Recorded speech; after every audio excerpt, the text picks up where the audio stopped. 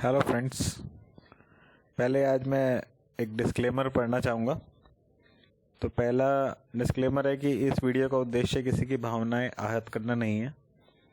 अगर फिर भी भावनाएं आहत हो गई हों तो कृपया चेक करा लें कि कहीं कोरोना से भावनाएं ग्रसित तो नहीं हो गई। कोरोना एक चाइनीज़ वायरस है, भावनाओं पर इसका असर घातक सिद्ध हो सकता है। और आखिरी डिस्क्लेमर है कि भक्त लोग अपना भगवान बदल सकते हैं, पर यह सुविधा गुलामों के पास उपलब्ध नहीं है। तो आज चलते हैं अब boycott movement of Chinese product part 2, जिसकी शुरुआत की थी सोनम वांगचुक ने। सोनम वांगचुक, जैसा कि मैं आपको बता चुका हूँ, लद्दाख के रहने वाले हैं और वहाँ पे एक डिफरेंट टाइप का एक स्कूल चलाते हैं जिसमें डिफरेंट बच्चे जो कि जीवन में सफल नहीं हो सकते, जो फेल हो चुके हैं, उनको अपने यहाँ पे एडमिशन देते हैं और उनको इनोवेशन करने के तरीके सिखाते हैं। तो इनका जैसे ही चाइना के साथ में तनातनी स्टार्ट हुई थी, तैसे ही सोनम वांगचुक ने एक वीडियो पोस्ट करके देश की जनता से अपील की थी कि हमें अपने देश की जनता को चीन का जवाब वॉलेट से देना है, क्योंकि बुलेट तो हम चला नहीं सकते, पर वॉलेट तो हमारे ही हाथ में है, तो वॉलेट से देना है। तो इस पर मैंने भी एक वीडियो बनाया था जिसमें काफ़ी लोगों की प्रतिक्रियाएं मिली हैं, तो इसलिए उनके जवाब में मैं ये एक video second of the ongoing series बना रहा हूँ। इसकी शुरुआत हम करते हैं एक कहानी से। कहानी है साधु और चूहे की। तो एक बार क्या होता है कि एक साधु एक आश्रम में रहते हैं, उसी आश्रम में एक चूहा भी रहता है। तो रात के टाइम जब साधु सोने वाले होते हैं तो चूहा जो है वो बहुत धमा चौकड़ी मचाता है, कभी इधर से उधर, कभी इस बर्तन पर, कभी कनस्तर पर, कभी यहाँ कभी वहाँ। तो उसकी वजह से साधु को नींद नहीं आती है। और दिन में भी कुछ दिनों के बाद क्या होता है कि दिन में भी चूहे की गुस्ताखियाँ बढ़ती रहती हैं और कभी खाने में से कुछ चुरा लेता है, कभी खाने को अपवित्र कर देता है। तो साधु बहुत परेशान थे, क्योंकि साधु भाई उसको मार नहीं सकते, कोई दवा नहीं कर सकते, तो उसको पकड़ने के बहुत सारे यत्न किए पर कुछ नहीं हो पाया। तो उसके बाद क्या होता है कि एक दिन साधु के मित्र आते हैं जो खुद भी एक साधु ही होते हैं। तो उन्होंने कहा, अपनी परेशानी दूसरे साधु से बताई। तो उन्होंने कहा कि ठीक है, मैं समझ गया आपकी परेशानी, तो अब एक काम करो कि इस चूहे का ना बिल तलाश करो कि ये इसका बिल कहाँ है। तो पूरा आश्रम इस खोज में लग गया कि भाई चूहे का बिल कहाँ है, कहाँ है, कहाँ है। फाइनली चूहे का बिल मिल गया। तो चूहे का जो बिल मिला, तो जो दूसरे साधु आए थे दूसरे आश्रम से, उन्होंने कहा कि अब इसको खोदो।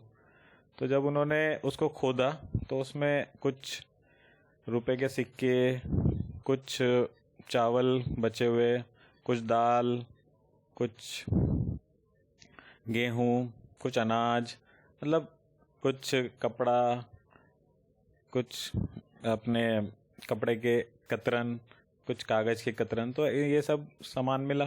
तो उन्होंने क्या किया कि अब आप इसको साफ़ कर दो पूरे के पूरे सामान को इसके बिल से। तो सब लोगों ने ऐसे ही किया। तो उस रात जो साधु थे, ओरिजिनल साधु, उनको बड़ा आश्चर्य हुआ कि चूहे ने बिल्कुल भी ना कोई धमा चौकड़ी मचाई, अपने बिल से बाहर भी नहीं निकला। तो अगले दिन सुबह जब वो उठे तो उस दिन उन्हें बहुत अच्छी नींद आई। तो अपने दोस्त से पूछा कि भाई ये माजरा क्या है कि कल तक जो चूहा इतना शोर मचाता था, रात को सोने नहीं देता था, धमा चौकड़ी मचाता था, मेरी नाक में दम किया हुआ था, उसने अचानक से इस तरह का व्यवहार क्यों किया। तो दूसरे साधु जो बाहर से आए थे उन्होंने बोला कि देखो ऐसा है कि ये जो चूहा है, इसके पास तुमने देखा होगा कि कुछ सिक्के थे, कुछ गेहूँ, कुछ चावल के दाने, कुछ अनाज के दाने, तो ये सब चीज़ें थी। तो उससे ये अपने आप को बहुत महान समझने लगा था और इसको लगने लगा था कि पूरी दुनिया की दौलत इसी के पास आ गई है। तो इसलिए जब मैंने इसका बिल साफ़ करवा दिया आप लोगों से तो ये शांत हो गया, तो इसको अपनी औकात समझ में आ गई है। तो अब ये कहानी जो मैंने जिस परिप्रेक्ष्य में बताई है वो परिप्रेक्ष्य तो आपको समझ में आ ही गया होगा कि चाइना भी एक चूहा है जो अपनी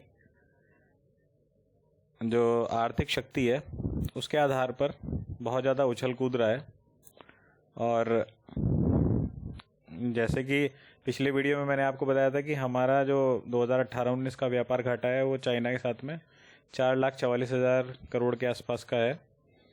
इसका मतलब है कि मेरे और आपके हर व्यक्ति के 3,267 रुपये प्रतिवर्ष या प्रति परिवार से लगभग 16,500 रुपये प्रतिवर्ष चाइना को चले जा रहे हैं, और जिसकी वजह से निर्यात कम होने से और आयात बढ़ने से रुपए का अवमूल्यन होता है और रोजगार के अवसर कम होते हैं, क्योंकि जो प्रोडक्ट चाइना में बनते हैं उसकी वजह से हमारे बहुत सारे उद्योग धंधे बंद हो गए हैं।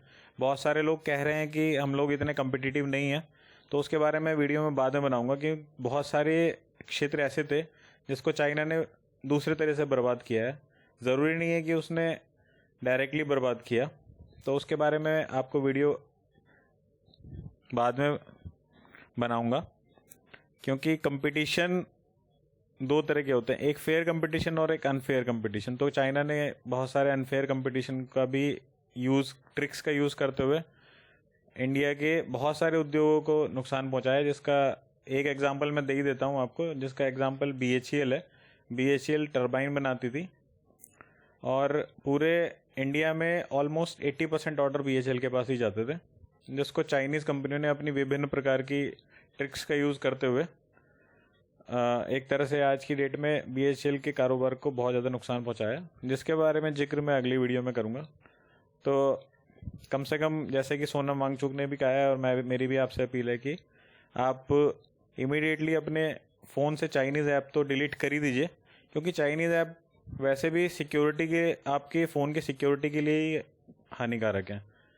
इनके थ्रू आपकी जो डेटा है उसको कोई भी एक्सेस कर सकता है, क्योंकि आप जब ऐप डाउनलोड करते हैं तो बहुत सारे उसको एक्सेस अलाउ करते हैं कि कैमरा एक्सेस है और आपका SMS एक्सेस है और आपका SMS सेंडिंग और SMS रिसीविंग का एक्सेस है। तो उसकी सहायता से कोई भी अगर आपके मोबाइल में किसी भी बैंक का ऐप पड़ा हुआ है तो उस ऐप को हैक करके आपके बैंक से ट्रांजैक्शन कर सकता है, क्योंकि अल्टीमेटली आपका जो SMS आएगा वो आपके मोबाइल में आएगा, और अगर आपके SMS को रीड करने की किसी के पास एक्सेस है तो वो आपके मोबाइल में SMS को रीड करके और OTP के थ्रू आपके मोबाइल से पैसा निकाल सकता है। तो इसलिए मेरा आग्रह है कि आप लोग इसको डिलीट कर दें।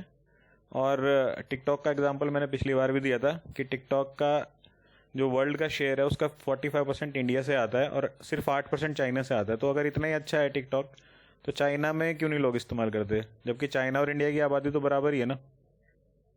उसके बावजूद भी वहाँ पे सिर्फ 8% मार्केट शेयर है वर्ल्ड का, और हमारे यहाँ पे 45% है। तो कुछ ना कुछ तो कारण होगा ना। और इंडियंस का लगभग 550 करोड़ घंटे टिकटॉक पे व्यतीत होते हैं, और ये ऑलमोस्ट हमारे बर्बाद हो रहे हैं, क्योंकि टिकटॉक पे कोई भी जानकारी नहीं मिलती है।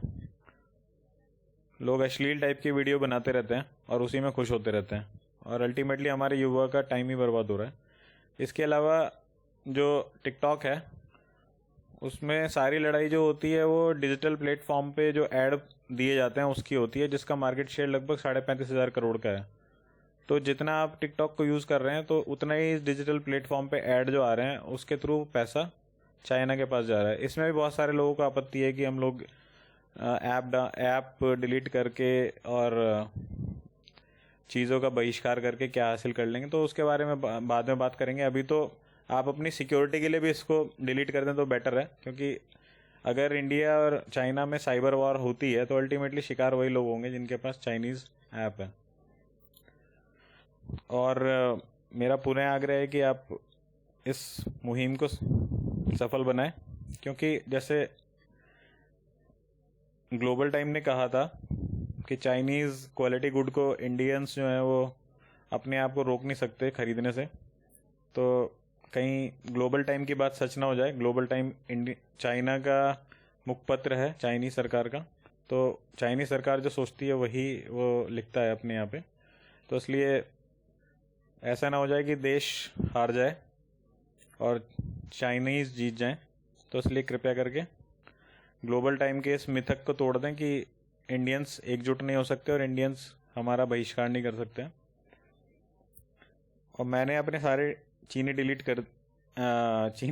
डिलीट कर दिए। चीनियों को तो मैं खैर डिलीट नहीं कर सकता हूँ, तो चीनी ऐप मैंने डिलीट कर दिए हैं, तो शायद आपने भी कर दिए होंगे। और लास्ट में एक शेर है कि कौन कहता है कि आसमां में सुराख नहीं हो सकता, एक पत्थर तो तबीयत से उछालो यारो। Thank you.